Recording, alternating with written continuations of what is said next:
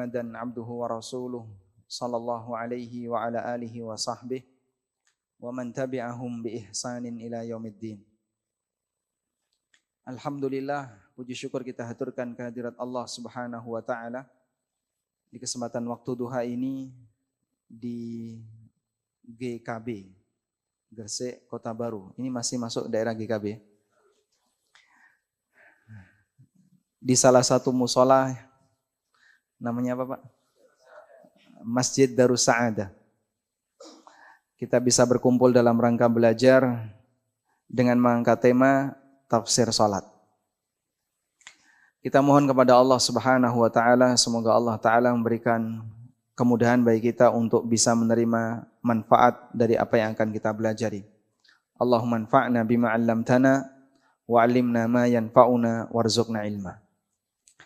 Tayyib. Bapak Ibu yang dimuliakan Allah Ta'ala, Ahlu Sunnah adalah Muslim yang paling perhatian terhadap sholat. Dan itu sudah menjadi doktrin yang sudah disampaikan oleh Nabi SAW dan para sahabat. Nabi SAW banyak memberikan penekanan agar kita perhatian terhadap sholat. Demikian pula para sahabat Nabi SAW memberikan penekanan terhadap masalah sholat.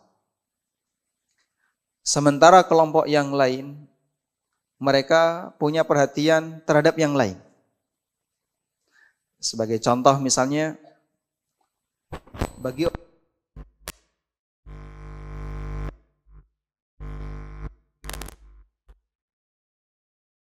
dirinya di hari Asyura.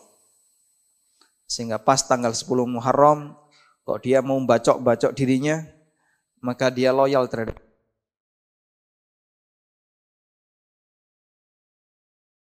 jika dia mau memberontak pemerintah. Karena di antara prinsip Mu'tazilah adalah amar ma'ruf nahi mungkar, dan yang dimaksud adalah memberontak kepada pemerintah. Di antara prinsip orang Khawarij adalah mau mengkafirkan muslim yang lain. Dan demikian seterusnya. Sehingga masing-masing kelompok itu pasti punya bagian yang paling prinsip yang mereka jadikan sebagai syarat mutlak. Kamu adalah bagian dari kami jika kamu melakukan seperti ini. Sementara hal yang sering diajarkan Nabi SAW, prinsip yang diajarkan Nabi SAW kadang malah tidak diperhatikan. Misalnya masalah tauhid, masalah sholat. Bagi mereka enggak sholat enggak apa-apa, yang penting bacok-bacok dirinya. Seperti yang dilakukan oleh orang Syiah. Karena itulah kita bersyukur kepada Allah, dalam beragama kita punya perhatian terhadap apa yang dulu diperhatikan oleh Nabi SAW. Kita berikan penekanan terhadap apa yang dulu diberi penekanan oleh Rasulullah SAW. Seperti penekanan dalam masalah pelajaran tauhid, penekanan terhadap masalah sholat dan yang lainnya. Oleh karena itu, di kesempatan kali ini kita akan mengkaji salah satu di antara bagian dari prinsip Ahlussunnah, yaitu berusaha untuk memperbaiki sholat. Kita sebut ini sebagai prinsip karena Nabi SAW pernah bersabda, "Awwalu ma yuhasabu bihil abdu min amalihi yaumal qiyamah as-salah." Amal pertama yang dilakukan oleh hamba yang besok akan dihisab di hari kiamat adalah salat. Fa in saluhat saluha sairu amalihi. Kalau salatnya baik, maka amal yang lain dianggap baik. Amal yang lain dianggap baik. Sebagian ulama menjelaskan seperti keterangan Al-Munawi, maksudnya adalah Allah tidak akan mempersulit untuk hisab amal yang lain. Apabila dia berhasil mendapatkan hisab yang baik dalam masalah salat. Sebab begini, kita punya standar perhitungan yang berbeda antara ketika di dunia dan ketika di akhirat. Kalau di dunia, yang menentukan baik dan buruknya amal seorang hamba adalah ujungnya. Jika ujungnya baik, maka semua bagian awal dianggap baik. Sehingga orang kalau mendapatkan husnul khatimah, maka seluruh pengalaman hidupnya dianggap orang baik. Karena itu Nabi SAW pernah bersabda, "Innamal a'malu bil Innamal a'malu bil khawatim. Sesungguhnya amal itu ditentukan dari ujungnya. Hadis riwayat Bukhari. Innamal a'malu bil khawatim. Sesungguhnya amal itu ditentukan dari ujungnya. Tayyib.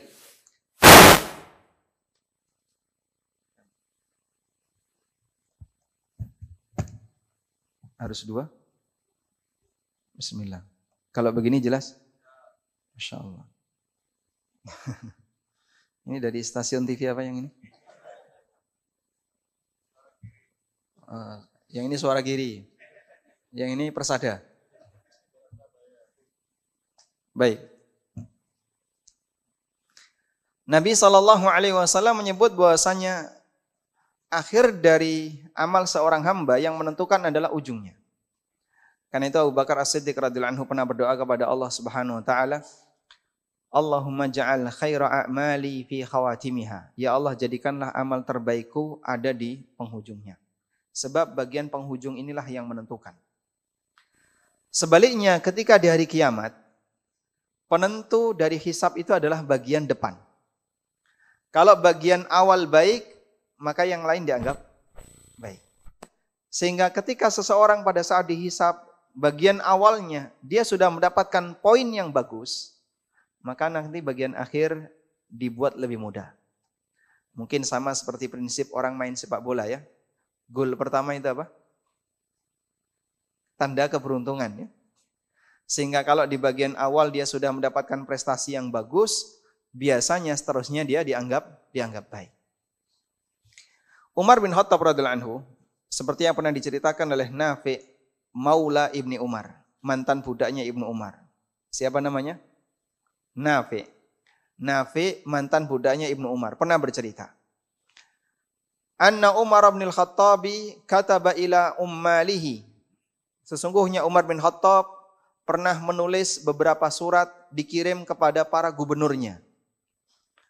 Apa isi suratnya? Inna ahamma umurikum indi as-salah. Sesungguhnya perkara terpenting bagiku dari kalian adalah salat.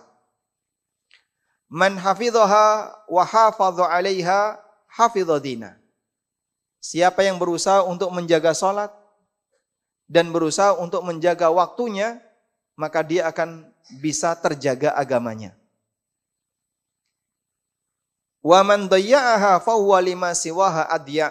Tapi kalau dia sudah meremehkan salat, maka biasanya urusan yang lain dia akan lebih meremehkan. Salat saja diremehkan, apalagi yang lain.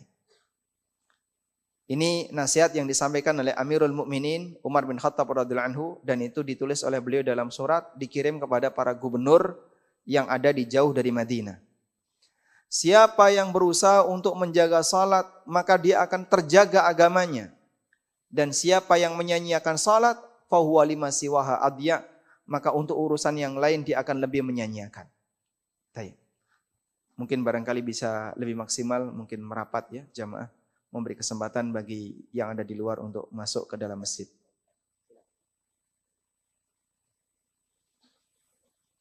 Alhamdulillah. Baik, yang ada di pintu mungkin bergeser agak masuk. Insyaallah. Tafassahu fil majalis yafsahillahu lakum. Sebelah depan kosong. Yang usia 60 ke atas boleh nyender. Yang belum 60 jangan nyender ya. Jadi nyender itu identitas. Nek nyender berarti pripun? Wes tuwa. Baik. Kata Amirul Mukminin, siapa yang menyanyiakan salat, maka dalam urusan yang lain dia akan lebih menyanyiakan. Ini contoh bagaimana seorang ulama sahabat memberikan prinsip kepada kita bahwa salat adalah sesuatu yang sangat wajib untuk diperhatikan. Baik. Selanjutnya, kita memahami bahwasanya salat itu tidak hanya urusan fisik. Dan semua ibadah tidak hanya urusan fisik. Ada bagian batin yang harus nyambung dengan kegiatan fisik yang dilakukan oleh seorang hamba. Karena itu berkaitan dengan salat, Allah tidak hanya menghisap dan menghitung bagian lahir, tapi juga bagian batin. Sebagaimana disebutkan dalam hadis riwayat Muslim, Nabi SAW pernah bersabda, Innallaha la yanzuru ila suwarikum, wala ila ajsadikum, walakin yanzuru ila qulubikum wa a'malikum. Sesungguhnya Allah tidak melihat kepada wajah kalian. Allah tidak melihat fisik kalian. Tapi yang Allah perhatikan adalah hati kalian dan amal perbuatan kalian. Sehingga sebagaimana Allah akan menghisap lahir kita, Allah juga akan menghisap batin kita. Karena itu ketika kita berusaha untuk memperbaiki lahiriah sebuah ibadah, di saat yang sama kita juga harus berusaha untuk memperbaiki bagian batin dari ibadah. Batin ibadah itu bentuknya bagaimana, Pak? Batin ibadah bentuknya adalah bagaimana dia mengajak hatinya untuk bisa khusyuk ketika melaksanakan ibadah. Sehingga sebagaimana fisiknya tenang, batinnya juga tenang.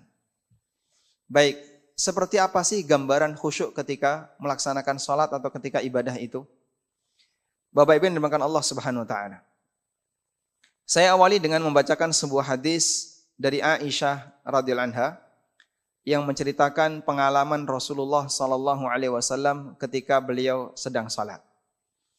Aisyah menceritakan, "Shalla Rasulullah sallallahu alaihi wasallam fi khamisatin laha a'lam." Suatu ketika Rasulullah sallallahu alaihi wasallam melaksanakan salat dan beliau memakai qamis. Qamis itu baju yang ada lengannya. Seperti baju kita, ini qamis. Karena baju di masa silam itu ada yang modelnya seperti pakaian orang ihram. Ada yang cuma 2 lembar, yang satu dipakai sarungan, yang satu dipakai untuk nutup pundak. Sehingga kalau Bapak Ibu membaca hadis Nabi SAW berdoa mengangkat tangannya sampai kelihatan putihnya ketiak beliau. Jangan Anda bayangkan ketiaknya sobek ya. Kok bisa Pak itu kelihatan putihnya ketiak beliau itu gimana? Beliau memakai baju seperti orang pakai kain ihram. Sehingga kalau diangkat tangannya gimana? Kelihatan? Sementara beliau di atas mimbar. Kelihatan ketiak Rasulullah SAW dari depan. Dan baju yang kedua yang seperti ini. Ada lengannya membentuk lekuk badan sehingga dipakai gerak kemana-mana. Tidak gampang lepas. Dan inilah yang lebih disukai oleh Rasulullah SAW. Kalau masalah putih dan selain putih itu warna. Tapi kalau bentuk yang lebih disukai Rasulullah SAW qamis. Karena baju seperti ini nyaman untuk dipakai berkegiatan. Tayyib. Suatu ketika kata Aisyah, Rasulullah SAW memakai khamisah, memakai baju yang punya a'lam. Yang ada a'lam. A'lam itu lurik. Seperti ini, garis-garis. Batik atau lurik? Lurik. A'lam yang ada luriknya. Fanadhara ila a'lamiha nadratan. Dan di tengah beliau salat, beliau sempat ngelirik batiknya, ngelirik luriknya. Falamma sallama, ketika beliau salam, kemudian beliau mengatakan, idhabu bihadhil khamisah ila Abi Jaham bin Hudzaifah. Tolong kembalikan baju ini kepada Abu Jaham bin Hudzaifah. Jadi baju ini hadiah dari Abu Jaham bin Hudzaifah untuk dipakai Rasulullah SAW. Karena ada luriknya saat beliau sholat, beliau sempat melirik luriknya. Kemudian beliau minta, adalah kembalikan saja kepada Abu Jaham. Wa'tuni bi ambijaniyah, tolong gantikan dengan kain ambijaniyah saja, yang polos, enggak ada luriknya. Kenapa beliau minta ganti? Fa innaha alhatni anifan fi salati. Karena tadi lurik-luriknya sempat ganggu salatku. Masya Allah. Luriknya baju Rasulullah SAW yang beliau pakai sempat ganggu Rasulullah SAW. Seorang Nabi yang sedang salat. Komentar Anda gimana Pak? Berarti salatnya Nabi itu gampang terganggu Pak ya? Kita aja yang sajadahnya warna-warni tidak merasa terganggu kok Pak? Bajunya penuh dengan batik juga tidak merasa terganggu. Bahkan kadang ketika sholat, lihat ke arah sajadah sambil mikir, iki mano apa kupu-kupu ya. Kita kok ya ulo. Imajinasi manusia kan terbang kemana-mana. Pak Ustadz, coba lihat. Ustadz lihat nggak? Itu ada gambar monyet. Mana sih Pak gambar monyet? Itulah Ustadz. Di sajadah itulah ada gambar monyet. Kenapa sampai dia bisa menyimpulkan kayak gitu? Lihat objek, berimajinasi. Bentuknya kan kayak gambar monyet Pak Ustadz. Kayak gambar monyet. Itu imajinasi kamu. Kalau orang memandang sesuatu nggak ngeh, kira-kira gimana? Akan terlupakan. Sehingga orang ketika melihat satu titik tertentu yang mungkin gambarnya kurang begitu sempurna, sebenarnya tidak ada maksud gambar itu. Tapi tiba-tiba imajinasinya nyambung. Ini kalau dikasih garis sedikit gini, sudah jadi bentuk muka. Ya meskipun nggak ada garisnya. Demikianlah yang terjadi pada diri kita saat kita sholat. Kita sholat sambil tebak gambar. Dan saya tidak merasa terganggu kok Pak Ustadz. Sehingga saya enjoy saja, sholat sambil meriah, masjidnya penuh dengan warna-warni dan penuh dengan ukiran, termasuk sajadahnya penuh dengan gambar, santai saja. Masa Nabi SAW terganggu? Justru itulah yang menandakan bagaimana perbandingan kualitas sholat kamu dengan kualitas sholatnya Rasulullah SAW. Seperti langit dan sumur. Saking jerone Pak. Sehingga orang khusyuk tergambar seperti ini. Ada sesuatu yang mengganggu sampai beliau sallallahu alaihi wasallam minta kepada Aisyah, ini kembalikan saja kepada Abu Jaham. Gantikan dengan kain yang polos ambijaniyah. Saya tadi terganggu dengan lurik yang ada di situ. Masya Allah Pak, pakai lurik terganggu. Itu yang dipakai loh Pak, bukan yang di depan ya. Kalau di depan sih lebih kelihatan. Nabi SAW kalau sholat merem atau melek? Ya, sunnahnya kalau sholat melek, tidak merem. Sehingga beliau melihat apa yang ada di depannya. Makanya ketika ada anak kambing melintas, Nabi SAW maju agar si anak kambing ini tidak lewat di depan beliau ketika sholat. Artinya beliau SAW ketika sholat sambil melihat. Matanya terbuka, bukan sambil merem. Sehingga kalau ada situasi yang banyak gambar di depannya, tentu saja yang namanya manusia akan melihatnya. Baik, tapi Nabi SAW terganggu seperti ini. Kenapa kok beliau terganggu? Saya kasih ilustrasi seperti ini Pak. Orang itu, kalau dia fokus, maka ada sesuatu yang mengganggu, dia akan jadi sensitif. Ketika dia fokus. Tapi ketika dia tidak fokus, adanya sesuatu yang banyak mengganggu, bagi dia santai saja. Sebagai contoh ya. Kegiatan apa yang membuat Anda sangat fokus? Ngerjain soal matematika, Pak. Kalau salah nggak lulus. Dan Anda punya taruhan di situ. Ini kalau salah nilainya kurang dari sekian saya nggak lulus. Sementara Anda sudah belajar dengan maksimal dan Anda kira-kira memahami soal. Orang kalau ujian antara yang paham soal dengan yang nggak paham soal beda, Pak. Yang paham soal, dia ada tantangan untuk mengerjakan. Yang nggak paham soal, emang gue pikirin. Nggak mikir dia, ditinggalin. Anda ngerjakan soal matematika, paham soalnya, ngerti cara menjawabnya, tapi butuh fokus. Sudah? Bisa nggak kira-kira Anda kerjakan itu di tempat yang penuh dengan keramaian? Mungkin Anda nggak bisa. Anda akan cari tempat yang lain. Yang sepi, yang sunyi, yang gak ada suara. Bahkan kadang ada ditulisi pengumuman besar. Harap tenang, ada ujian. Memangnya kenapa itu kalau ujian kita gak boleh berisik? Iya Pak, kamu ganggu kalau berisik. Saya baca berita di kafe aja santai aja kok. Karena baca berita dengan ngerjain ujian, konsentrasinya sama atau beda? Beda. Bagi mereka yang sedang ujian, dia butuh konsentrasi tinggi. Saat dia butuh konsentrasi tinggi, ada sesuatu yang ganggu, nggak bisa dia, sensitif. Beda dengan ketika Bapak Ibu baca berita. Anda baca WA, scroll apa misalnya, scroll sesuatu yang tidak begitu berarti, sambil di kendaraan, di tempat ramai, di bandara, di terminal, di stasiun. Meskipun ada banyak orang hiruk pikuk ramai, bisa nggak dia nyekrol Pak? Bisa. Kenapa? Nggak butuh konsentrasi tinggi. Sebab kegiatan nyekrol apalagi cuman buka marketplace ya. Nah, itu sambil kajian pun bisa. Tegone kajian baru dimulai. Telinga mendengar suaranya Ustadz, tapi fokusnya ke marketplace. Dia sedang belanja, apa yang kira-kira ada barang bagus dipilih masuk keranjang. Milih lagi, nanti ada barang bagus lagi masuk keranjang. Pilih terus seperti itu sampai keranjangnya penuh. Keranjang online itu berapa kalau penuh? Ratusan, Masya Allah. Makanya senengannya itu, golek barang, masukkan keranjang. Karena nggak penuh-penuh itu. Baik. Orang bisa melakukan seperti itu tanpa harus konsentrasi.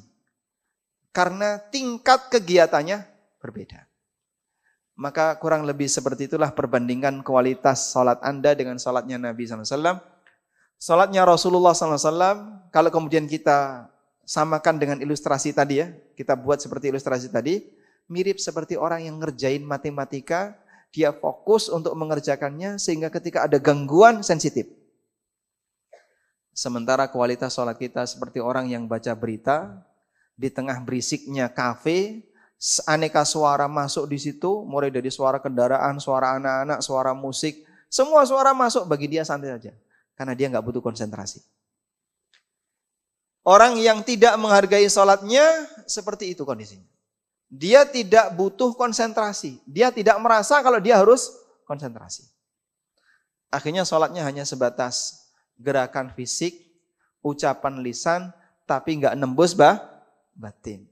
Tapi kalau orang itu sambil mikir serius, ngerjakan tugas, ngerjain matematika, antara pikiran dengan tangannya nyambung nggak?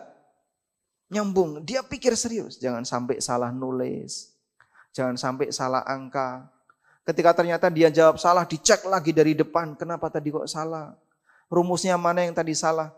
Demikianlah kondisi orang yang fokus ketika melaksanakan sebuah kegiatan. Maka dari sini kita bisa memahami makna dari khusyuk adalah fokus terhadap kegiatan sholat yang sedang dikerjakan. Insya Allah bisa dipahami ya? Baik, saya ulang. Apa yang dimaksud dengan khusyuk? Fokus terhadap kegiatan sholat yang sedang dikerjakan. Sehingga dia berusaha bagaimana nyambung antara pikirannya dengan gerakan dan bacaan yang dia lakukan. Itulah orang yang fokus. Baik, selanjutnya.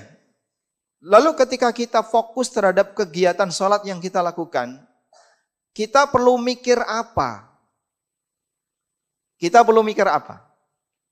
Jadi Bapak Ibu, nyambungnya pikiran dengan kegiatan fisik dan bacaan yang kita lakukan, inilah yang menjadi nilai pahala dari salat kita. Ada sebuah pernyataan yang disampaikan oleh Ibnu Abbas radhiyallahu anhu.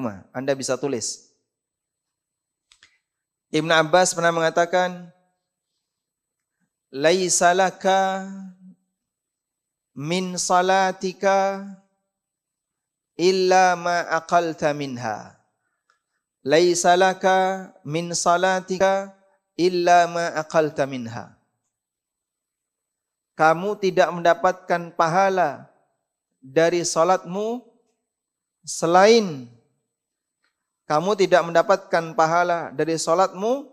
selain apa yang kamu pikirkan dari salatmu.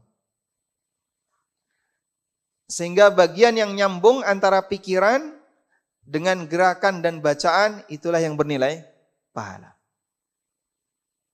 Tapi kalau pikirannya nggak nyambung dengan sholatnya, ada orang sholat di masjid, fisiknya di masjid Pak, tapi pikirannya sampai dapur, pikirannya sampai di tempat jemuran, pikirannya sampai keluar kota, bayangin mana. Ini orang yang tidak khusyuk ketika sholat. Jasadnya ada di masjid, dia sedang melakukan sholat, tapi pikirannya melayang kemana-mana, entah nggak tahu. Seperti ini berarti antara jasad dengan pikiran tidak menyatu. Orang kayak gini berarti dia tidak khusyuk dalam sholat. Dulu mungkin sekitar tahun 2000 berapa ya, 2015 atau 2014 ya, semarak sebuah seminar tentang cara khusyuk dalam sholat dan harganya mahal. Untuk bisa ikut seminar itu Kalau nggak salah dulu biayanya 1 juta berapa begitu ya. 1 juta sekian. Harganya sangat mahal. Lalu saya penasaran, apa sih yang dipelajari dalam seminar ini? Untuk bisa mendapatkan khusyuk dalam sholat kok ilmunya mahal sekali. Saya punya kenalan beberapa jamaah yang beliau itu alumni workshop seperti itu. Terus saya tanya, Pak, tolong dong Pak berbagi ilmunya. Cara khusyuk itu gimana sih Pak? Yang Bapak bayangkan ketika sholat itu apa? Ternyata dari beberapa alumni yang sempat saya tanya, bayangan mereka itu beragam. Ada yang bilang kayak gini, jadi ketika saya sholat, saya itu membayangkan di depan saya itu seperti putih polos. Putih polos ya kain putih Pak. Iya, jadi saya membayangkan seperti putih polos, nggak ada apa-apa. Dia bergerak, dia membaca, tapi pikirannya membayangkan putih polos. Ada juga yang ngasih jawaban. Saya ketika sholat itu membayangin seperti saya ada di luar angkasa. Di depan saya penuh dengan bintang dan bulan. Ada yang bayangin saya seperti di depan Ka'bah.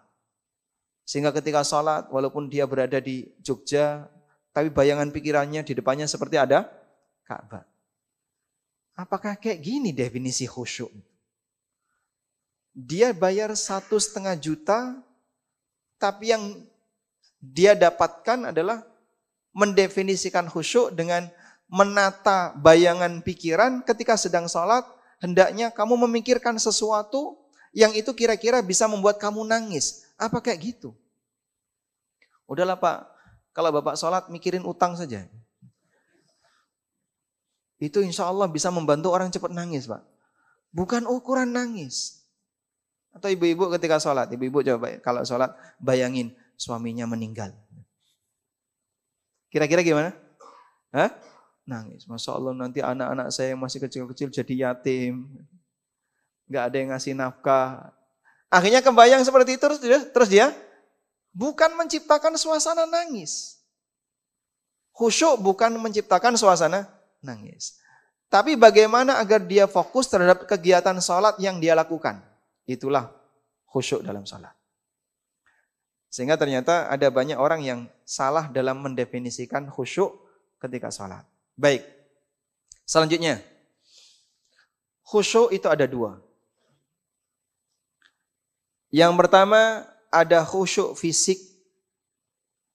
Yang kedua khusyuk batin. Apa itu Pak khusyuk fisik? Khusyuk fisik artinya fisiknya tenang, tidak banyak bergerak, tidak tolah-toleh, tapi dalam kondisi sadar. Kalau tenang, tidak banyak bergerak, tidak tolah-toleh, tapi merem, itu beda lagi ya. Itu di kajian banyak yang kayak gitu. Kok nunduk, meneng, khusyuk, merem. Masya Allah. Yang merem tolong melek ya. Jadi dia tenang fisiknya, tidak banyak gerak, tidak tolah-toleh, tidak banyak goyang-goyang, tapi sadar. Itu khusyuk fisik. Sebaliknya orang yang terlalu banyak tolah-toleh, terlalu banyak gerak, berarti sholatnya tidak khusyuk fisik. Ada nggak Pak yang kayak gini Pak? Banyak. Ya. Anggere nek wis kukur-kukur, kesik-kesik. Ya. Kesik-kesik ngisor, kesik-kesik nduro, kuwabe digaruki. Terlalu banyak gerak. Disebut oleh Nabi SAW sebagai tindakan yang dimana orang ini ketika sholat, dia dicolek oleh setan. Ada sebuah hadis dari Aisyah radhiyallahu anha. Beliau mengatakan, "Sa'altu Rasulullah sallallahu alaihi wasallam 'anil iltifati fis shalah." Aku pernah bertanya kepada Rasulullah sallallahu alaihi wasallam tentang lirik ketika salat. Faqala, kemudian Nabi sallallahu alaihi wasallam mengatakan, "Huwa ikhtilasun yahtalisu syaitanu min salatil abdi." Itu adalah copetan yang dimana setan sedang mencopet. Ikhtilas itu mencopet ya. Mencuri tapi dengan gerakan cepat. Itu adalah orang yang sholatnya dicopet oleh setan. Makanya kemudian dia noleh. Setan itu ganggu manusia dengan cara mengajak mereka untuk berbuat jelek. Atau yang kedua, mengurangi kualitas saat mereka sedang melakukan ibadah. Dua itu godaan setan ya. Ngajak orang untuk maksiat, atau ketika orang sedang melakukan taat, dikurangi kualitasnya. Sehingga dibuat tidak fokus, dibuat tidak khusyuk, dibuat meninggalkan bagian yang sunnah dan seterusnya.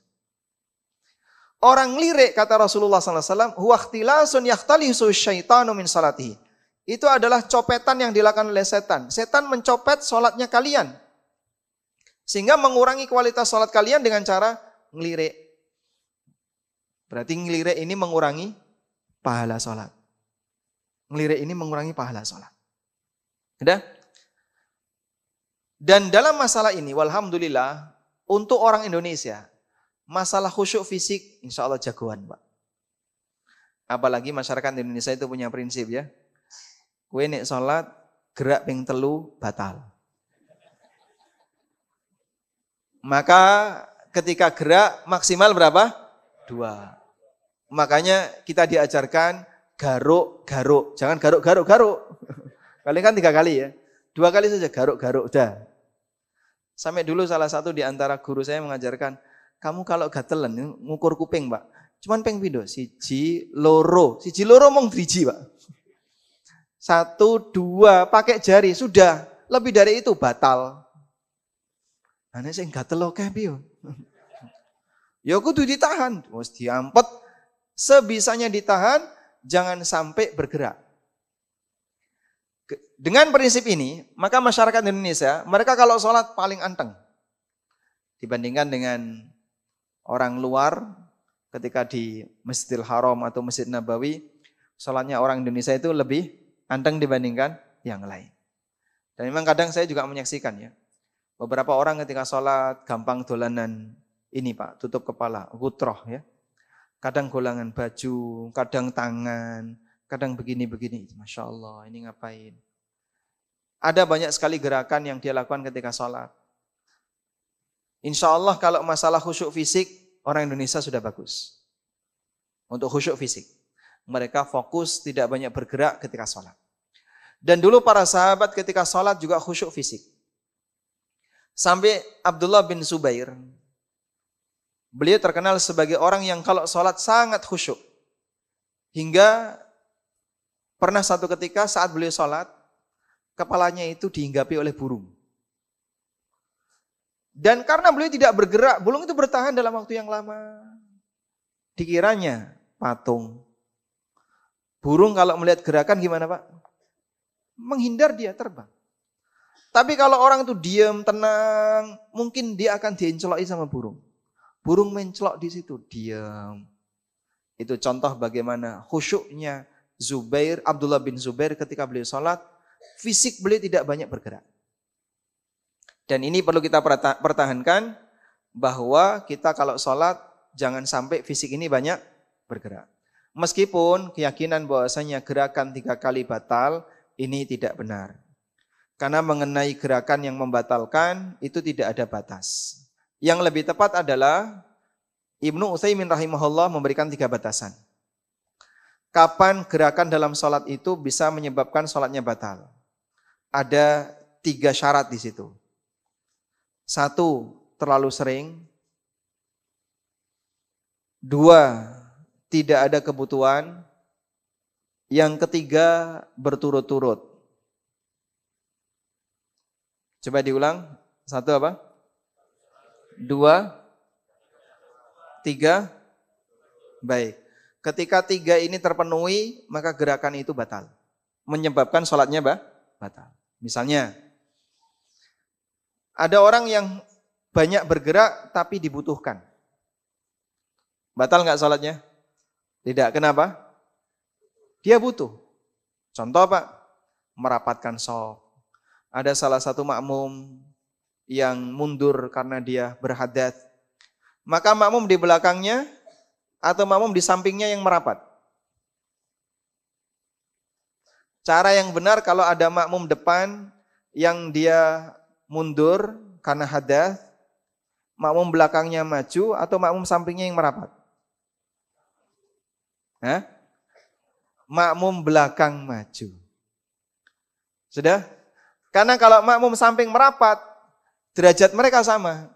Anda tidak akan bergeser dari soft itu. Tetap misalnya soft pertama ya tetap soft pertama. Sudah? Tapi kalau makmum belakang maju, mengangkat derajat satu orang.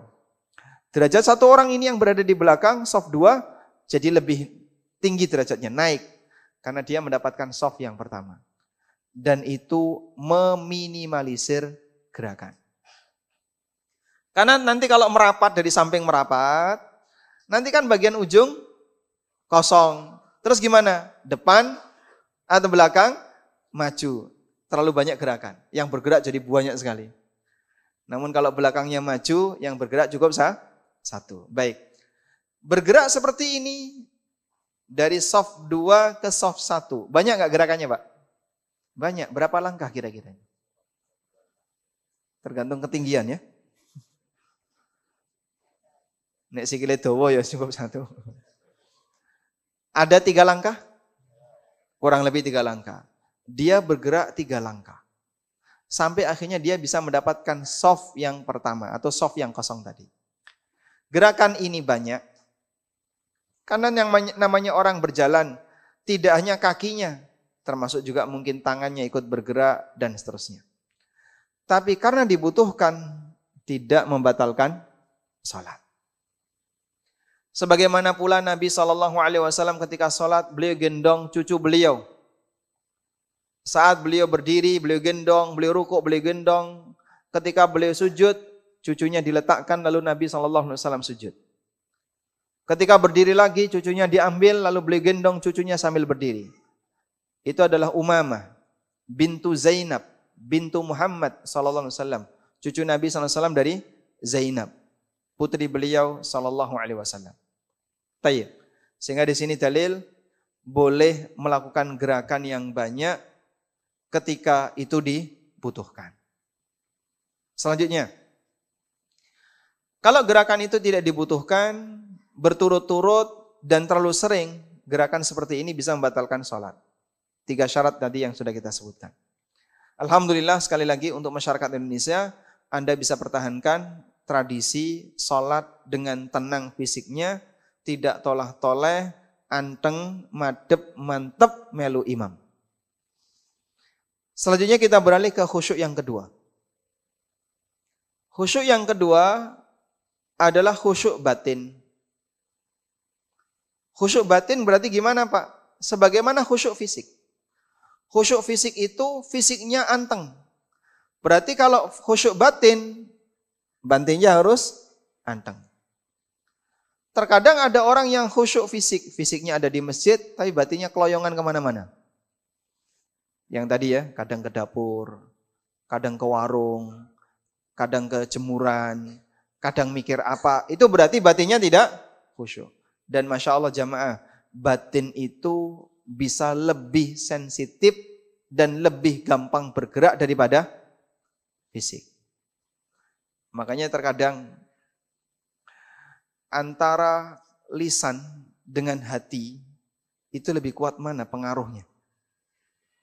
Baik, kita punya 3 unsur fisik ya. Badan, lisan, dan batin. Dah? Sejauh mana badan ini bisa menyakiti orang lain? Sejauh yang bisa dijangkau oleh tangan. Orang mukul misalnya. Tidak lebih dari 2 meter. Dia tidak akan bisa menjangkau lebih dari panjang tangannya. Sudah?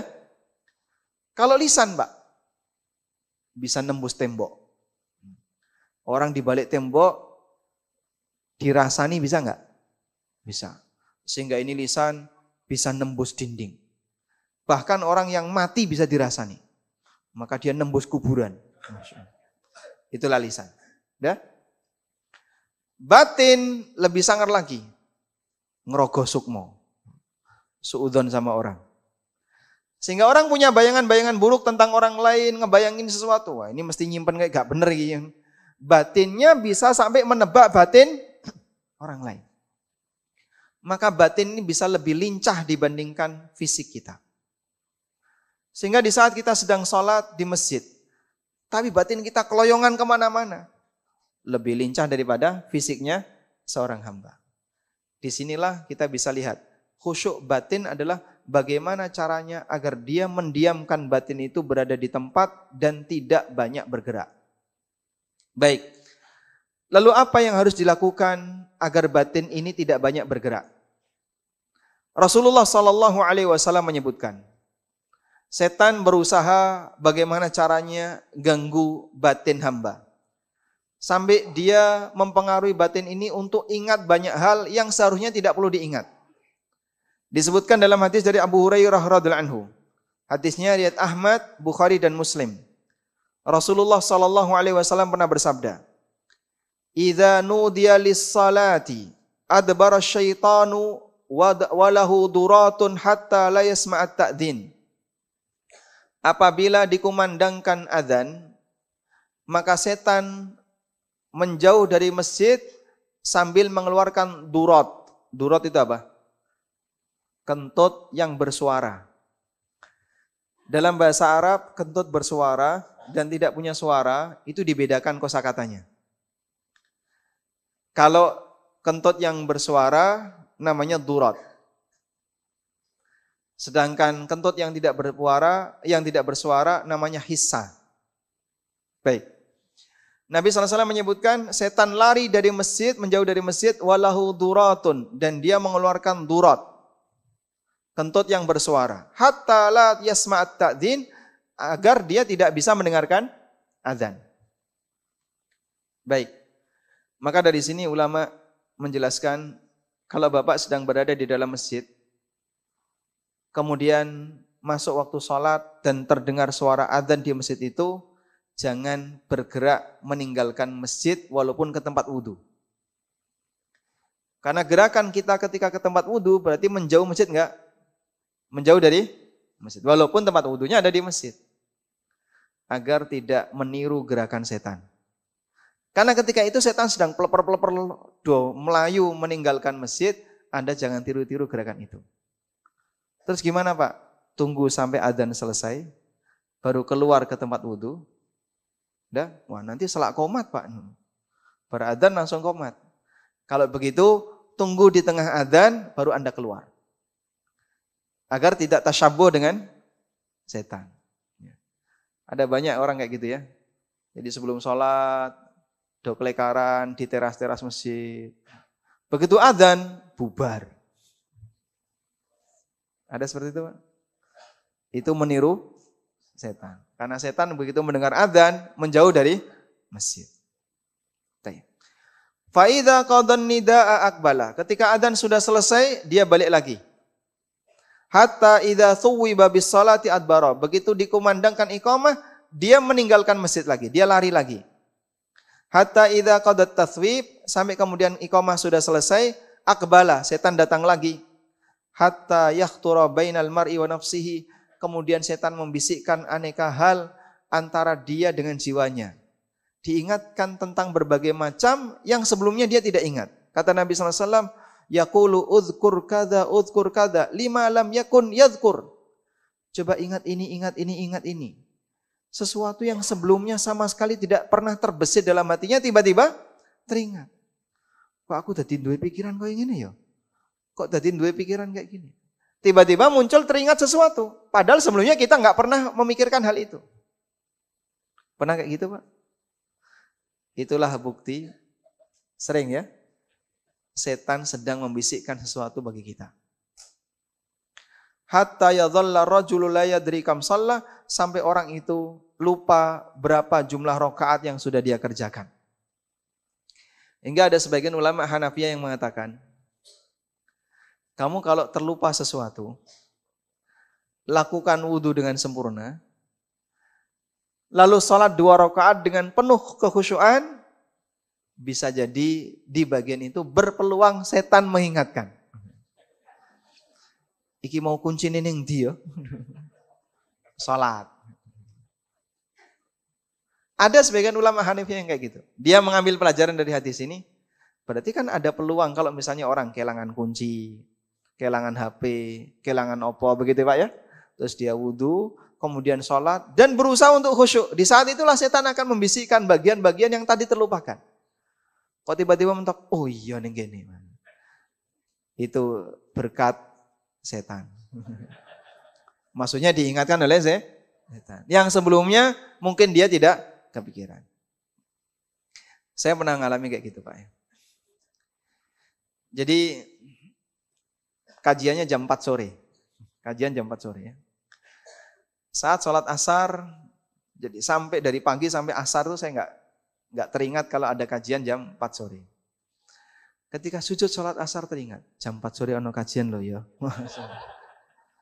Masya Allah. Kemutan pas sholat. Padahal sebelum sholat, nggak ngeh sama sekali kalau nanti jam 4 ada kajian. Itu pengaruh dari bagaimana setan membisikkan sesuatu kepada hambanya, kepada manusia, kepada hamba Allah, di mana yang sebelumnya sempat dia tidak teringat sama sekali. Tayyib. Jadi kita punya potensi di mana jiwa kita ini sangat mudah untuk lari kemana-mana, ditambah dengan godaan setan dan gangguan setan yang ngajak kita untuk tidak fokus dengan sholat yang kita kerjakan. Karena itu Nabi SAW mengatakan, sholat itu sibuk, maka jangan disibukkan dengan pikiran yang lain. Rasulullah SAW bersabda, inna fis salati la syughlan, sesungguhnya dalam salat itu ada kesibukan. Berikutnya, kembali kepada pertanyaan tadi. Lalu apa yang perlu kita pikirkan agar kita bisa lebih fokus ketika salat? Yang dimaksud fokus memikirkan sesuatu itu mikir apa toh Pak?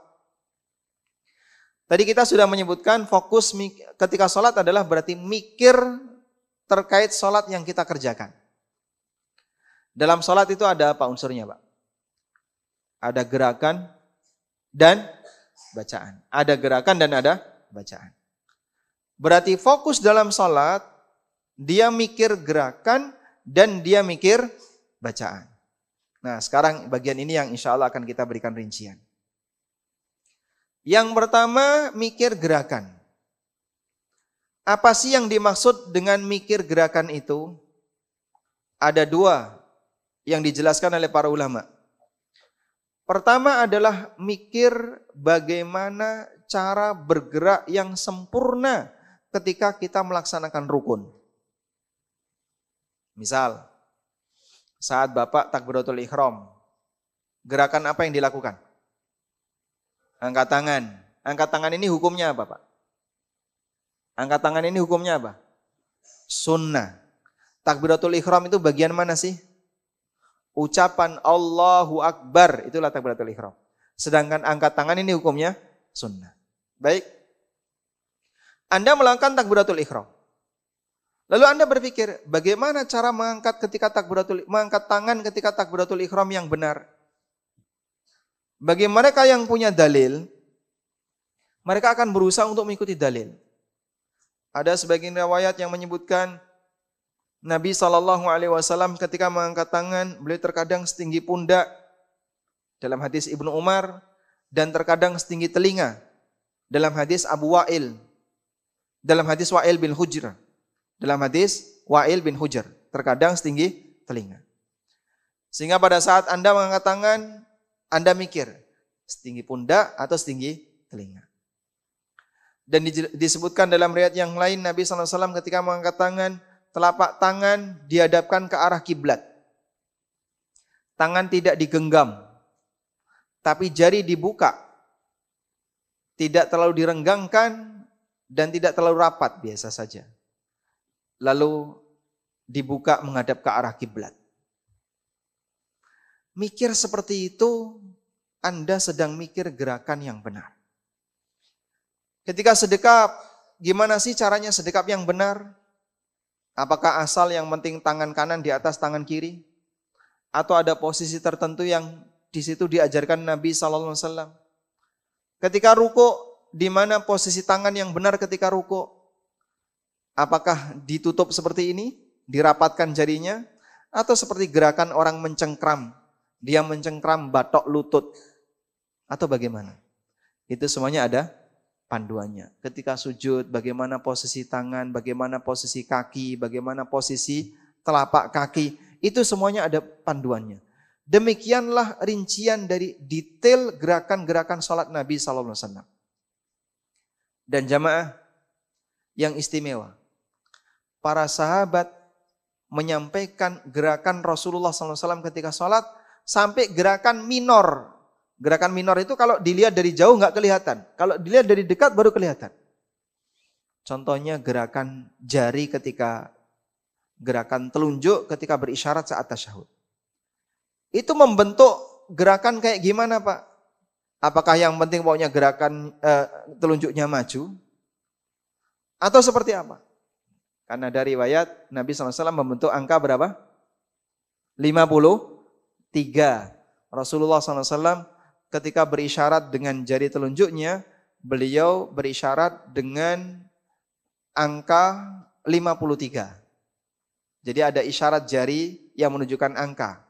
Orang Arab punya seperti itu. Kata Ibnu Umar, seperti ini menunjukkan angka 53. Sudah? Ada yang menyebutkan Nabi SAW menggabungkan antara jempol dengan jari tengah. Jadi membentuk seperti lingkaran antara jempol dengan jari tengah. Seperti ini. Dan ada beberapa riwayat yang lain yang menjelaskan gerakan A, gerakan B, gerakan C, dan seterusnya. Anda mikir gerakan itu berarti khusyuk terhadap gerakan. Baik, saya mau tanya ya. Kegiatan apa yang gerakannya perlu untuk fokus? Menari misalnya. Orang menari Pak, lekuk tangan itu dihitung nggak? Oh dihitung Pak, ini kurang lekuk, jarimu kurang seperti ini, kakimu harusnya posisinya kayak gini. Kadang senam saja kita diajari. Senam itu kakimu harus kayak gini, sekian derajat. Itu dihitung. Padahal melakukan gerakan itu kalaupun persis dapat pahala enggak? Dapat pahala enggak Pak? Tidak. Contoh yang lain misalnya. Hormat senjata. Aparat diminta hormat senjata, gerak. Senjata itu diangkat. Gimana kira-kira? Itu pentung karo atasan nih. Ada gerakan khususnya enggak? Ada. Ada posisi tertentu enggak? Ada. Dihitung. Jarimu harus ada di sini. Nanti senjatamu ada di sini. Sampai posisi jari itu dihitung. Padahal andaikan salah, tidak berdosa. Kalaupun benar, enggak dapat pahala. Tapi orang demikian fokus dengan gerakan-gerakan yang dia lakukan. Karena menurut dia inilah yang diajarkan oleh komandannya. Maka hal yang sama juga perlu Anda perhatikan terkait kegiatan sholat. Sholat itu bukan gerakan otomatis. Ada panduan yang diberikan Nabi SAW. Bagi mereka yang memahami sunnah, maka dia akan berusaha untuk menyesuaikannya. Dengan cara demikian akan memudahkan dia untuk melakukan gerakan lebih maksimal. Dan itu membantu dia untuk khusyuk. Makanya beda Pak antara mereka yang belajar cara sholat yang benar dengan yang tidak pernah belajar sholat yang benar. Itu beda. Baik, kadang begini. Yang sudah belajar saja, tapi kalau nggak praktek, gerakannya rata-rata gerakan otomatis. Anda bisa lihat ya, orang kalau takbiratul ihram. Allahu Akbar. Begini ya. Tangannya menghadap ke mana? Telapak tangannya menghadap ke bawah. Kadang ada yang saling berhadapan-hadapan. Allahu Akbar. Telapak tangan kanan dan kiri saling berhadapan-hadapan. Ada yang pelit banget. Membuka saidik. Kenapa dia seperti itu? Itu gerakan otomatis. Dari dulu sampai gede, seperti itu gerakan sholatnya. Ketika dia nggak perhatian, nggak bakalan ada perubahan. Makanya kita belajar seperti ini untuk mengenal. Anda mikir sebelum bergerak. Gimana sih cara bergerak yang benar ketika sholat? Kadang ya. Karena kita terlalu sering menyebabkan gerakan yang kita lakukan dalam ibadah itu menjadi gerakan otomatis. Sehingga walaupun kita ngantuk, walaupun kita dalam kondisi nggak fokus, tetap akan bergerak seperti itu. Nggak salah. Kenapa? Karena sudah menjadi gerakan otomatis. Beda dengan orang yang pertama kali melakukannya. Kalau baru awal-awal melakukan, dia akan berusaha untuk fokus. Tapi kalau sudah terlalu sering melakukannya, jadinya apa? Otomatis. Ada orang misalnya sholat Pak. Ya. Kemudian dia jadi makmum. Dalam posisi ketika dia jadi makmum, imamnya membaca Misalnya surat Sabbihis, surat Al-A'la. Suhufi Ibrahim wa tangannya wis dicul nih. Imam baru baca suhufi Ibrahim wa Musa, durung rampung loh itu. Tangannya wis dilepas. Kenapa tangannya dilepas? Hah? Otomatis. Otomatis apa? Hah? Mau ruku, otomatis mau? Otomatis mau. Karena otomatis mau ruku, dia tahu ini kan ayat terakhir. Ya. Suhufi Ibrahim wa Musa itu ayat terakhir. Maka otomatis karena dia mau ruku, tangannya dilepas. Ancang-ancang mau ruku. Sudah? Imamnya terus melanjutkan. Bismillahirrahmanirrahim. Hal ataka hadithul ghasyiyah, kan surat lanjutannya ya. Orasido. Balik. Wah, iki imamnya ngeprank makmum gitu. Masalahnya, kenapa makmum seperti itu? Anda itu ngapain sih, Pak? Belum waktunya ruko kok sudah. Iya, Pak, saya kan tahu habis ini mesti ruko. Kabeh wong yo ngerti, Pak. Setelah berdiri sudah selesai baca surat pasti ruko. Bapak enggak perlu ancang-ancang. Tapi karena itu gerakan otomatis, keseringan demikian, maka begitu dia dengar kayak gitu, otomatis tangannya langsung dilepas. Nek enggak perhatian, saya yakin enggak bakal ada perubahan. Kalau enggak perhatian. Tapi bareng ngaji, terus berusaha untuk diamalkan perhatian, dieling-eling. Dia nanti ketika mau melakukan gerakan seperti itu ditahan. Kok aku mau bareng ngerti, wis ra oleh kalau ini. Karena dia sudah tahu ilmunya. Paham ya? Itu butuh apa? Nyambung antara batin dengan gerakan badan. Kalau enggak perhatian, pasti gerakannya otomatis. Pasti itu. Bapak setelah paham tentang bagaimana cara mengangkat tangan saat takbiratul ihram, nanti buktikan sholat duhur. Kalau jenengan nggak mikir dulu waktu mau takbiratul ihram, saya yakin balik seperti semula. Allahu Akbar. Tangannya diangkat tapi menghadap ke arah bawah, berhadap-hadapan, telapak tangan kiri dan kanan, karena kembali kepada gerakan otomatis. Mikir dulu, Pak. Nah, mikir gerakan yang pertama tadi maknanya apa? Mengikuti gerakan sesuai sunnah. Yang kedua, merenungkan dari makna gerakan yang kita lakukan saat sholat. Misalnya, kenapa ketika takbiratul ihram kita perlu mengangkat tangan? Ini sebenarnya tanda apa sih? Ulama menjelaskan hikmahnya. Hikmah kenapa kita perlu mengangkat tangan saat takbiratul ihram atau saat takbir. Ada hikmahnya, 1, 2, 3. Maka jenengan saat mengangkat tangan, ketika takbir, baik takbiratul ihram maupun takbir intikal, Anda membayangkan, oh ini adalah bukti bahwa saya sedang menyerah di hadapan Allah. Orang kalau nyerah, apa yang dilakukan? Angkat tangan. Walaupun dia nggak disuruh angkat tangan. Begitu dia menyerah, dia akan angkat tangan. Seolah-olah naluri yang ada pada dirinya mengatakan bahwa angkat tangan itu isyaratnya adalah menyerah. Maka sang hamba ketika dia sholat, mengawali sholat dengan takbiratul ihram, dia mengangkat tangannya dengan melakukan gerakan sesuai sunnah sambil membayangkan saya sedang menyerah di hadapan Rabbku karena dialah zat yang telah menciptakanku. Allahu Akbar, dan dia maha besar, lebih besar dari segalanya. Semua urusan dunia tak tinggalkan. Saya mau fokus untuk menghadap Allah Subhanahu wa taala. Baik, itu contoh merenungkan hikmah. Contoh yang lain misalnya. Saat kita sujud. Ketika kita sujud, wajah yang merupakan anggota badan yang terbaik, kita taruh sejajar dengan apa? Dengan kaki. Wajah yang merupakan anggota badan yang paling mulia, kita taruh sejajar dengan kaki. Baik.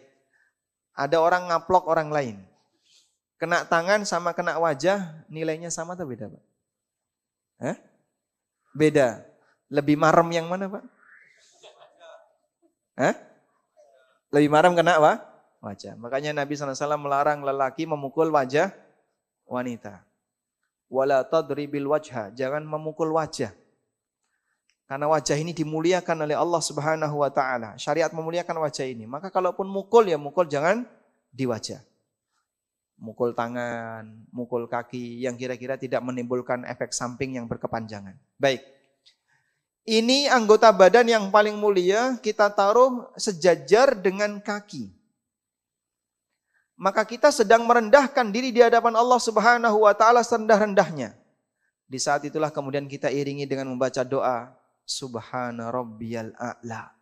Sinkron antara posisi kita yang paling rendah dengan kalimat doa yang kita baca saat kita mengagungkan Allah.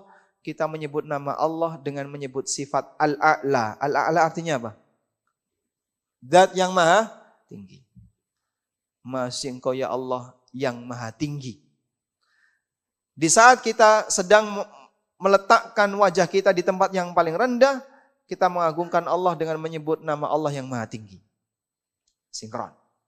Itu contoh merenungkan gerakan. Dan masih banyak renungan-renungan gerakan yang lain yang bisa Anda lakukan. Seperti ini kalau sudah sering dan dibiasakan, lambat laun Anda ketika sholat akan sangat fokus hanya dengan gerakan saja.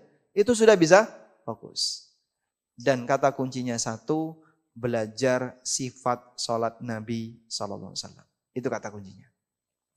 Karena orang itu kan punya kecenderungan, kalau sholat ingin mengikuti panutannya. Sehingga ketika kita menganggap Nabi SAW, menjadikan Nabi SAW sebagai panutan tertinggi, maka kita punya keinginan bagaimana agar sholat kita sesuai dengan bimbingan Nabi SAW. Di saat itulah saat Anda sholat dan paham tentang panduan sholat Nabi SAW, Anda akan bisa khusyuk dalam gerakan. Khusyuk dalam gerakan. Baik, itulah pengalaman yang pertama kali saya dapatkan.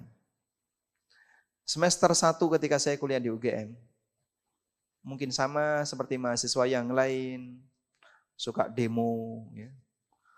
Ada aksi ikut, nanti ada ceramah siapa di masjid kampus datang, walaupun dia tokoh liberal. Saya pernah duduk di depan Ulil Absar, ya. Dan beberapa tokoh liberal yang lain, dia ikut kajian bersama mereka, orang-orang liberal. Dan mungkin di awal semester 2, ada salah satu teman saya yang punya buku, saya tidak kenal penulisnya. Ketika saya baca nama penulisnya, saya nggak ngerti ini penulisnya siapa, saya nggak kenal. Dan buku itu sangat menarik bagi saya mendapatkan buku itu malam hari, sekitar jam 9. Lalu saya baca, bukan di mukaddimah, langsung di bagian isi. Menjelaskan tentang cara sholat dengan detail, penuh dengan dalil. Bagaimana cara mengangkat tangan itu sampai disebutkan beberapa hadis. Oh kayak gini, rincinya seperti ini. Baru pertama kali saya mendapatkan sebuah buku menjelaskan sholat dengan sangat rinci. Akhirnya saya tertarik untuk mempelajari lebih lanjut, hingga buku ini mungkin saya khatamkan dalam waktu sekitar 3 atau 4 hari. Selesai? Sudah? Sejak saat itu saya punya ketertarikan untuk rajin sholat. Pengen mengamalkan isi buku itu. Gerak ruko, ingat hadis ini. Gerak i'tidal, cara i'tidal yang benar gimana? Apakah sedekap ataukah dilepas? Itu kan ada ilmunya kan ya.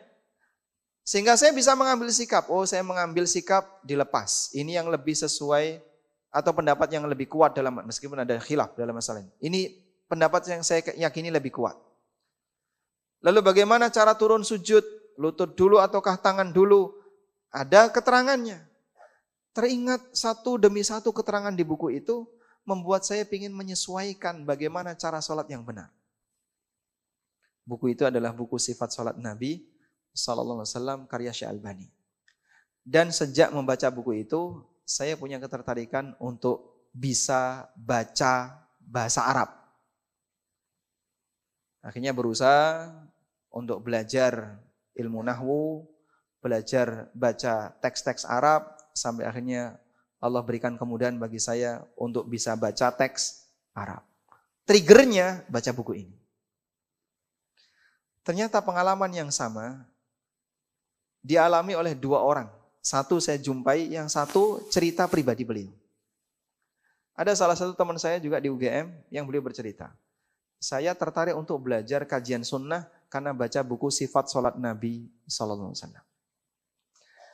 Orang yang kedua adalah Abu Ishaq Al-Huwaini. Beliau ini seorang apoteker di Mesir. Ketika selesai kerja, beliau istirahat siang. Mampir di sebuah masjid. Lalu selesai sholat, beliau sempat lihat perpustakaan mini yang ada di masjid. Ada buku Sifat Salat Nabi SAW. Oleh beliau dibaca pas istirahat siang itu. Dan beliau tertarik ingin ketemu dengan penulisnya. Dan waktu itu penulisnya masih hidup.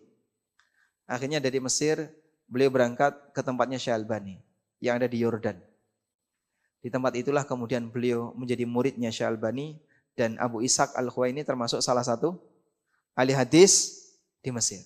Sekarang beliau masih hidup. Hafizahullah ta'ala. Baik.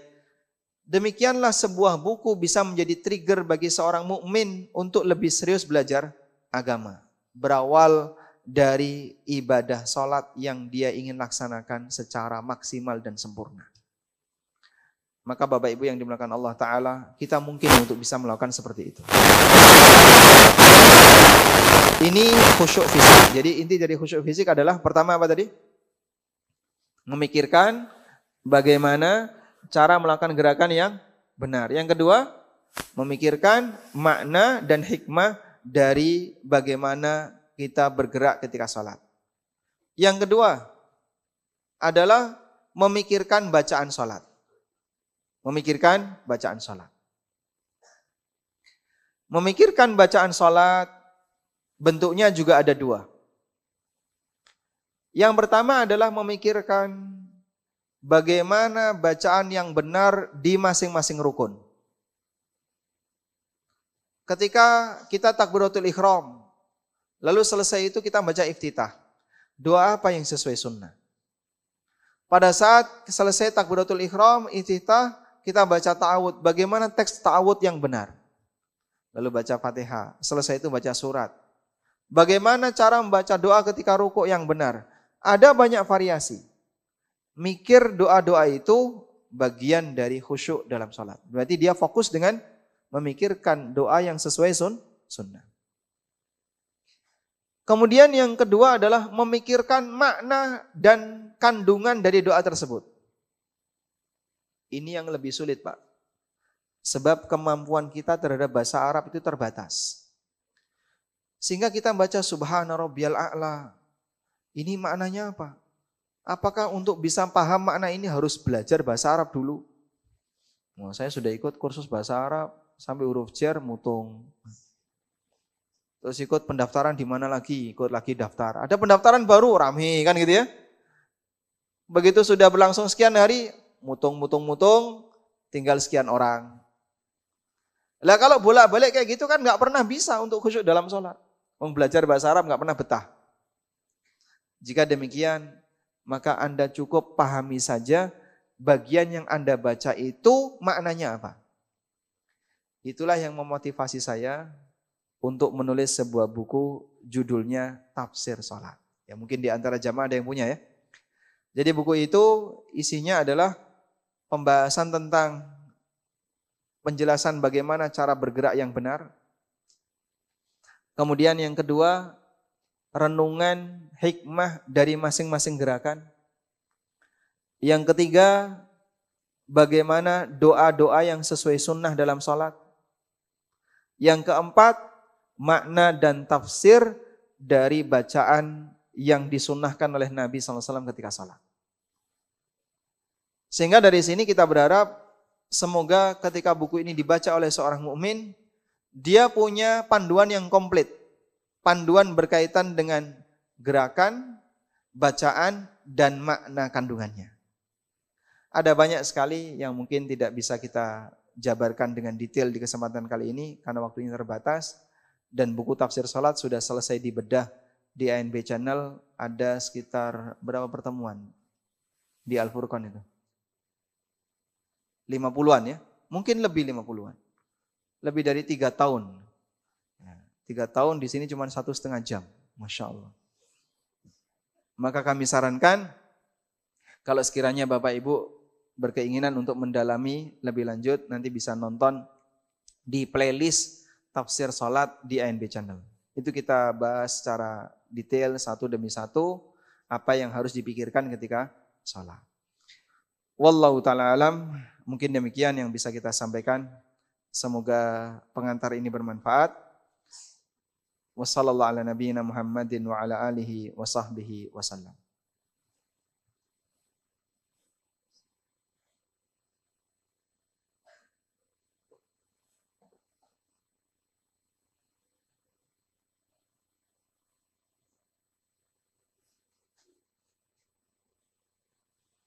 Baik.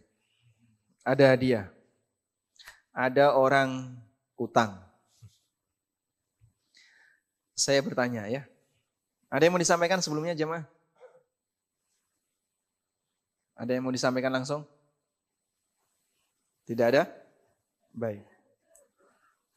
Selanjutnya untuk kita bagikan hadiah ini, jemaah nanti bisa memberikan jawaban untuk pertanyaan saya. Gimana? Ibu-ibu jawabnya pakai nulis. Pertanyaan? Ada pertanyaan? Enggak ada ya? Ada pertanyaan enggak? Mau nanya? Waalaikumsalam warahmatullahi wabarakatuh.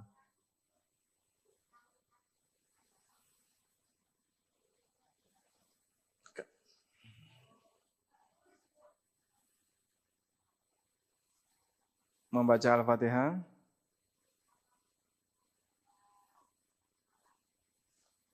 Apa perlu membaca basmalah? Baik. Sampun? Ada pertanyaan ya. Kalau ada orang yang salat sementara dia belum tahu artinya dari bacaan-bacaan salat yang dia ucapkan, itu salatnya bagaimana? Insya Allah salatnya sah. Karena kalau sholatnya nggak sah, kita semuanya kena nanti ya. Nggak sah semua. Padahal dari sekian bacaan yang kita baca ketika sholat, kita hafal, tapi kita nggak ngerti maknanya. Betul kayak gitu Pak ya? Baik. Sehingga kalau Bapak misalnya, tolong Pak tafsirkan surat Al-Fatihah. Bisa Pak? Bingung. Tapi kalau jenengan saya suruh ulangi surat Al-Fatihah. Bisa, saya sudah hafal.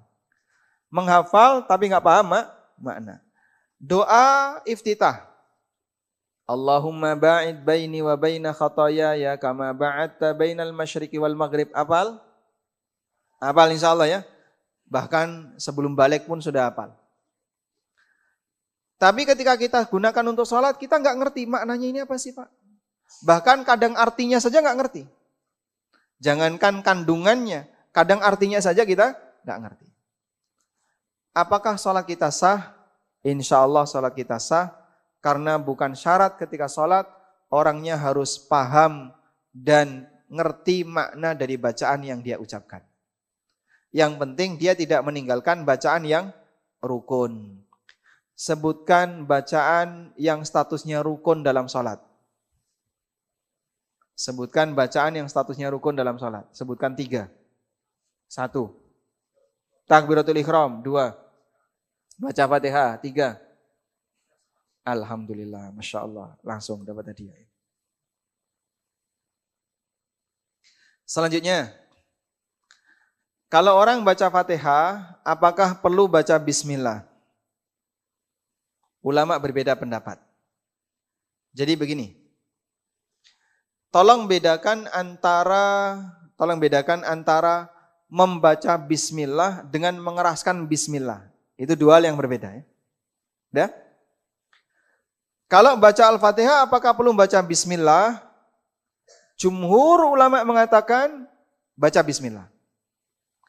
Karena basmalah adalah ayat pertama dari surat Al-Fatihah. Itu pendapat jumhur qiraah, jumhur ahli qiraah. Sudah? Nah, untuk sholat jahriyah, untuk sholat yang dikeraskan, apakah bismillahnya itu perlu dikeraskan atau tidak?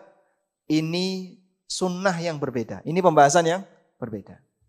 Dan yang lebih sesuai sunnah, bismillah untuk sholat jahriyah tidak perlu dikeraskan.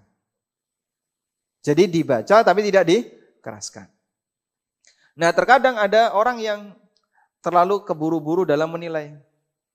Saya tadi sholat Pak, imamnya nggak baca bismillah. Dari mana kamu tahu? Orang krungu ini.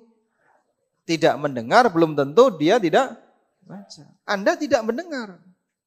Bukan imamnya nggak baca. Sampai ada sebagian makmum yang seperti ini sangat sensitif. Sehingga saat imamnya nggak mau mengeraskan bacaan bismillah, dia mengundurkan diri. Loh kenapa? Nggak sah sholatnya. Ini menjustifikasi amalan orang lain tanpa dasar. Dari mana kamu bisa mengatakan kalau dia nggak baca bismillah? Lah saya nggak dengar. Nggak dengar belum tentu tidak baca. Coba imamnya ketika rukuk, kamu dengar nggak bacaan rukuknya imam? Kenapa tidak dipermasalahkan? Imamnya saat tasyahud, kamu dengar nggak imamnya itu baca tasyahud? Enggak. Nah, kenapa kamu tidak mempermasalahkan ketika imam baca tasyahud, sementara kamu tidak mendengar? Ketika imam baca, apalagi misalnya, baca doa rukuk, doa sujud, kamu mendengar nggak? Tidak. Kenapa tidak kau permasalahkan? Kenapa justru mempermasalahkan bacaan bismillah yang nggak terdengar? Inilah contoh ilustrasi yang nggak nyambung. Sehingga terkadang kita merasa aneh, ada orang yang mempermasalahkan bacaan basmalah yang tidak terdengar, padahal dia banyak tidak mendengar bacaannya imam. Doa rukuk nggak dengar, iktidal dia nggak dengar, doa sujud dia nggak dengar, duduk di antara dua sujud dia nggak dengar. Bahkan sampai bacaan tasyahud dan sholawat dia tidak mendengar, tapi dia nggak komentar. Begitu dia tidak mendengar bacaan bismillah ketika salat jahriyah, dia komentar. Tapi Pak, bismillah kan rukun dalam salat, bagian dari Al-Fatihah. Anggaplah itu bagian dari Al-Fatihah dan itu rukun dalam salat, kita sepakat. Tapi kan tidak harus dikeraskan. Kamu sholat duhur dan asar. Dengar nggak suara Fatihahnya imam? Tidak. Komentari dong, bisa jadi imamnya nggak baca Fatihah. Nah, awakmu arep sholat duhur dan asar di mana? Wong kabeh ora krungu kok. Saya akan mencari imam yang sholat duhur asar Fatihahnya dikeraskan. Aliran baru nanti malah. Ini orang yang tidak bisa membedakan antara membaca dengan dipelankan, itu nggak bisa bedain. Padahal tidak mendengar belum tentu tidak baca. Walhamdulillah. Baik. Di setiap bacaan salat itu kan kita berdoa dan berinteraksi dengan Rabb. Pada saat kita baca Al-Fatihah di ayat iyyaka na'budu wa iyyaka nasta'in itu kita berhenti dan kita berdoa hajat. Kita lalu melanjutkan bacaan Al-Fatihah. Apakah boleh? Tayyib. Ketika Anda sedang membaca Al-Fatihah, jangan diputus dengan bacaan apapun. Sehingga saat Bapak Ibu baca iyyaka na'budu wa iyyaka nasta'in, ya dilanjutkan. Ihdinas siratal mustaqim dan seterusnya. Sehingga enggak boleh iyyaka na'budu wa iyyaka nasta'in, rabbighfirli wa liwalidayya warhamhuma kama rabbayani shaghira. Nanti kalau seperti itu, jadinya terlalu banyak sisipan doa dalam bacaan salat Al-Fatihah. Bisa jadi Anda terhitung sebagai orang yang bicara ketika salat. Karena Fatihahnya dicampuri dengan aneka sisipan-sisipan tadi. Duh, tapi katanya ketika salat boleh banyak berdoa. Silakan Anda berdoa di tempatnya. Kalau sedang baca Fatihah, apakah itu waktu berdoa? Bukan. Kapan waktu berdoa ketika sholat? Ketika sujud dan menjelang salam. Sehingga kalau menjelang salam dan ketika sujud, silahkan Anda perbanyak. Anda mau punya doa apa? Silahkan sampaikan di situ. Jangan korbankan Al-Fatihah. Kadang ada sebagian orang. Siratal ladzina an'amta alaihim ghairil maghdubi alaihim waladdallin.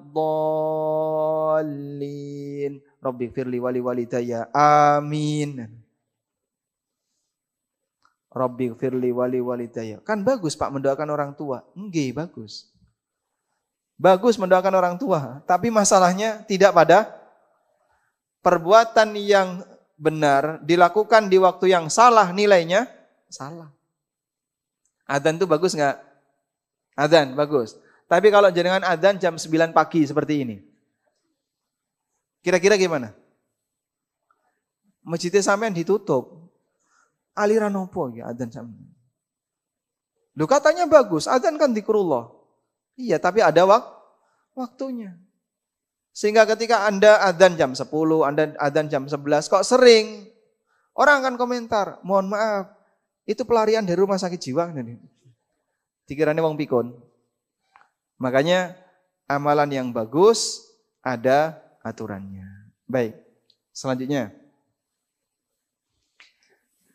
Sebutkan makna dari khusyuk. Apa definisi khusyuk? Fokus dalam pekerjaan. Masya Allah, barakallahu fikum. Dapat tadi. Berikutnya. Sebutkan apa yang harus dilakukan oleh seorang hamba. Dia harus mikir apa ketika dia ingin khusyuk dalam sholat. Sebentar. Memikirkan gerakan satu lagi apa? Bacaan. Baik. Apa yang perlu dipikirkan ketika bergerak? Pertama, apakah gerakannya betul atau tidak? Yang kedua,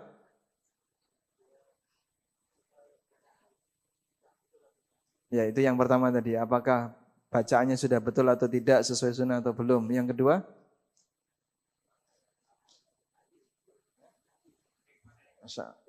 yang kedua, memahami hikmah dan makna dari gerakan. Alhamdulillah. Baik, dapat hadiah. Selanjutnya, sebutkan penjelasan dari Ibnu Abbas mengenai nilai pahala dari sholat hamba. Sebutkan penjelasan dari Ibnu Abbas mengenai pahala dari sholat hamba. Silakan. Ibnu Abbas mengatakan,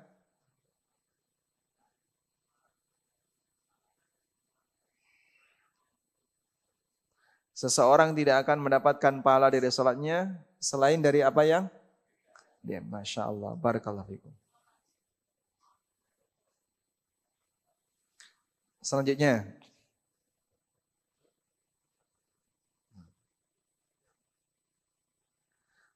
apa yang dimaksud setan mencolek sholat dari hambanya? Setan mencolek sholat dari hamba.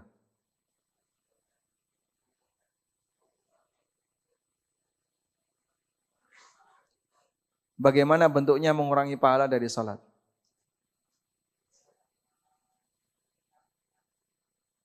Bukan. Mencuri? Maksudnya mencuri pandangan gimana? Matanya tidak fokus. Setan gimana? Ngelirik. Orangnya diajak untuk ngelirik kanan kiri ketika salat. Masya Allah. Ini yang dapat hadiah yang mana? Jenengan ridho kalau saya kasihkan yang kedua? Masya Allah. Barakallahu fiik.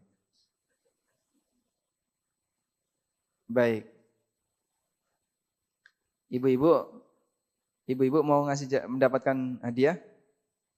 Nah, baik. Ibu-ibu, pertanyaannya ya.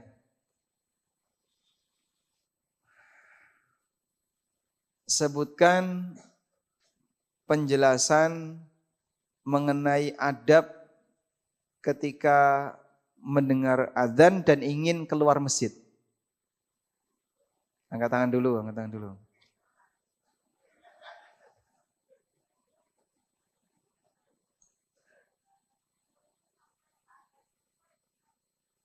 Menunggu sampai adzan selesai. Atau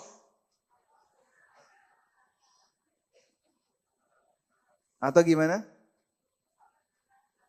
Menunggu sampai pertengahan adzan. Kenapa harus seperti itu? Agar tidak dikira setan.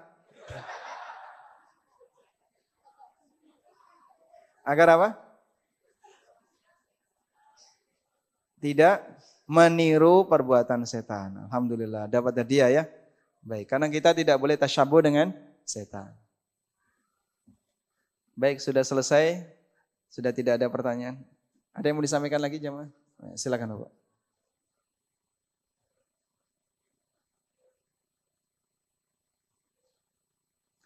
Dalam satu gerakan salat, zikirnya lebih dari satu variasi.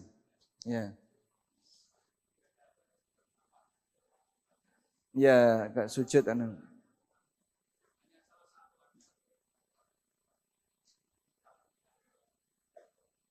banyak zikir, banyak variasi. Baik. Ada pertanyaan ya. Dalam satu gerakan salat itu terkadang ada beberapa variasi zikir yang diajarkan Nabi SAW. Variasi zikir seperti ini diistilahkan oleh para ulama dengan sunnah tanawwu. Diistilahkan dengan sunnah tanawwu. Cara penerapan yang benar gimana? Misalnya doa ruku kan ada banyak versi ya. Subhana rabbiyal azim. Subuhun kuddusun rabbul malaikati warruh. Kemudian subhanakallahumma rabbana wa bihamdika allahumma gfirli. Dan beberapa versi yang lain. Cara yang benar gimana Pak penerapannya ini? Apakah dicampur-campur itu boleh? Sehingga sekali ruku kita baca 3 variasi doa ruku. Ada 2 pendapat ulama dalam hal ini. Pendapat pertama, dianjurkan ketika kita mau melakukan rukun yang panjang. Misalnya ruku dalam waktu yang lama.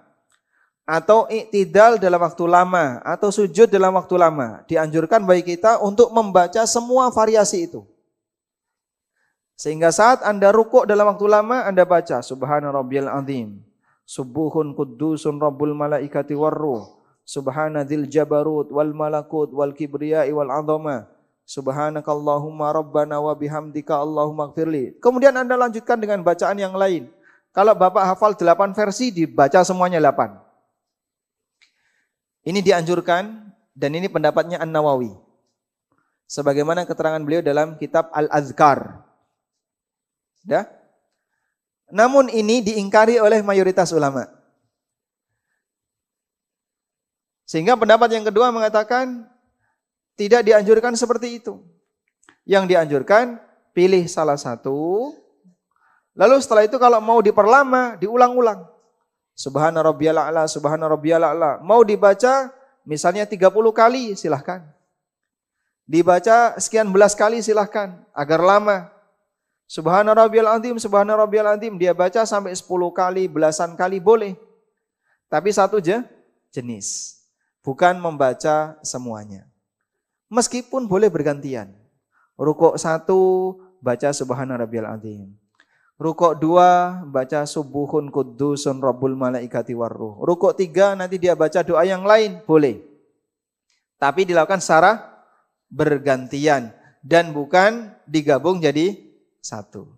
Dan ini pendapatnya Siddiq Hasan Khan dan juga pendapat yang pernah dijelaskan oleh Syekhul Islam Ibnu Taimiyah. Bahkan Syekhul Islam memberikan sedikit sanggahan bagi An-Nawawi yang beliau menganjurkan untuk menggabungkan aneka ragam bacaan tadi dalam satu rukun. Dan insya Allah pendapat kedua inilah yang lebih mendekati, karena Nabi SAW hanya mengajarkan satu, kemudian beliau ulang-ulang. Wallahu a'lam. Baik, silakan.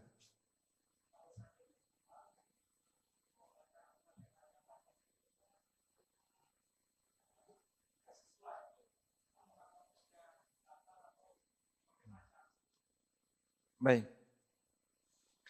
Kalau imam baca panjang pendek dalam surat Al-Fatihahnya tidak sesuai, bagaimana cara menegurnya? Kalau Bapak tegur ketika sholat ya batal ya. Kurang dawa, 3 ketukan, 4 harokat, batal sholatnya. Sehingga tentu saja tegurannya adalah teguran pasca sholat atau melalui usulan yang disampaikan ke takmir. Baik, namun sebelumnya berkaitan dengan masalah siapakah yang lebih berhak untuk jadi imam. Nabi SAW ngasih urutan. Dan mohon bapak-bapak perhatikan, ini imam sholat, bukan imam RT, Pak. Sehingga kalau orang mimpin jadi ketua RT misalnya, kok saat menyalurkan BLT salah, masih bisa diganti pakai duit. Tapi kalau jadi imam, kemudian dia salah, bisa mengorbankan sholatnya makmum yang lain. Bahaya. Makanya yang jadi imam sholat, tolong perhatikan. Anda ini sedang jadi imam ibadah. Jangan sampai ngawur, jangan sampai salah. Nek raiso, ngaku raiso. Jangan nekat. Karena itu Nabi SAW memberikan aturan, ada urutannya. Urutan yang tertinggi adalah orang setempat. Urutan yang tertinggi orang setempat. Maka tamu, orang luar yang datang, dia nggak boleh nyelonong jadi imam kecuali atas seizin pemilik dari tempat itu. Misalnya takmir atau tuan rumah jika Anda main di rumah orang lain dan seterusnya. Selanjutnya, untuk orang setempat urutannya seperti apa? Urutan yang tertinggi, aqra'ukum li kitabillah. Yang paling banyak hafalan Qur'annya. Dan definisi paling banyak hafalan Qur'annya tentu saja bacaannya benar, Pak. Karena kalau sudah masuk ke hafalan, bacaan sudah harus expert, sudah harus sempurna. Sebab dalam aturan menghafal Quran, dalam aturan tahfidz, orang tidak boleh menghafal Quran kalau bacaannya masih belepotan. Dia baru boleh menghafal kalau bacaannya sudah benar. Makanya kadang kita dilarang, kamu bacaannya masih keliru. Tidak boleh, jangan menghafal dulu. Benerin dulu baru boleh menghafal. Karena kalau sudah menghafal belum benar, ke bawah seterusnya, itu bahaya. Nanti jadi salah makna. Yang kedua, urutan berikutnya, yang paling paham sunnah, a'lamuhum bisunnah. Pun bisa jadi tingkatan bacaannya, hafalan Qur'annya di bawahnya. Fa in kana fi sunnati sawa, kalau pemahamannya dalam sunnah sama, maka berikutnya adalah fa'aqdamuhum silman, yang paling duluan masuk Islam. Kalau masuk Islamnya bareng, fa'aqdamuhum hijratan, yang paling duluan hijrah. Kalau hijrahnya bareng, fa'aqdamuhum sinnan, maka yang paling senior usianya. Sehingga Nabi SAW menjadikan usia atau kriteria tua itu di paling pucuk, paling ujung. Kenapa? Karena tua itu bukan prestasi. Ini mohon maaf ya. Jadi orang tua itu prestasi nggak? Hah? Bukan.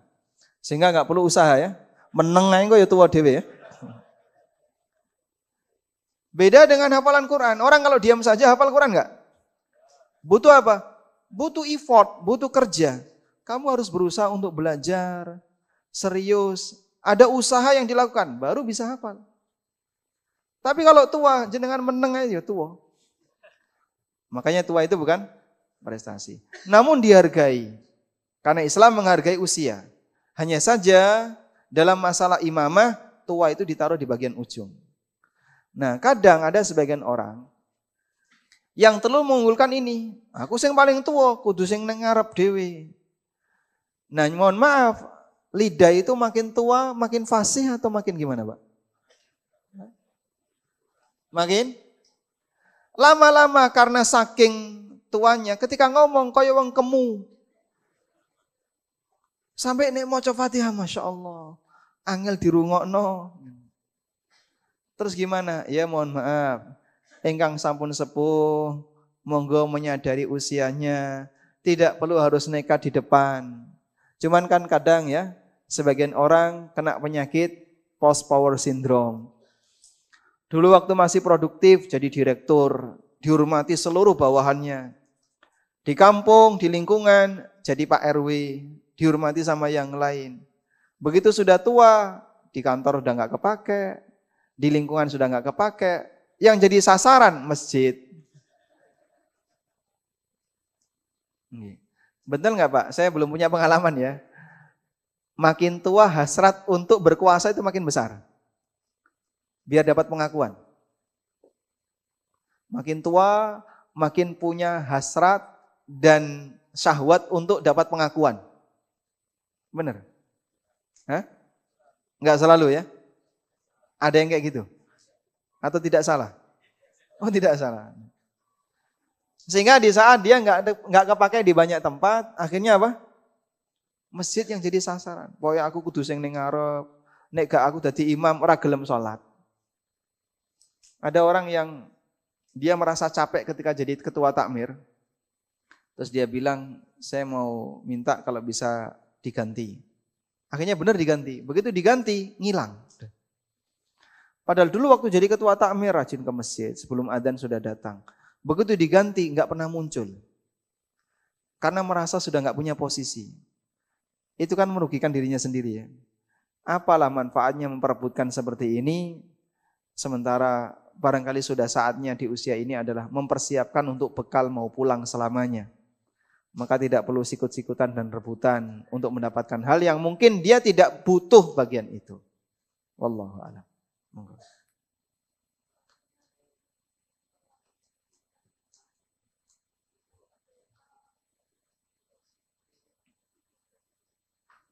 Nah,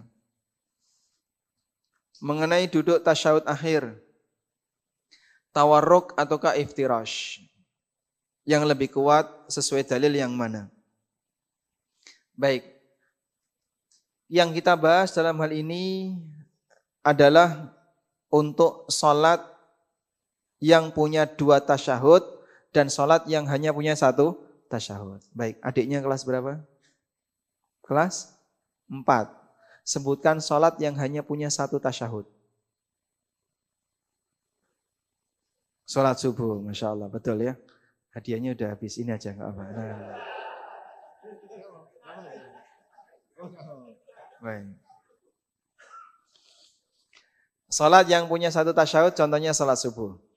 Nah, untuk salat yang punya 1 tasyahud, maka duduk tasyahud akhir itu iftirash atau tawarruk, ada 2 pendapat.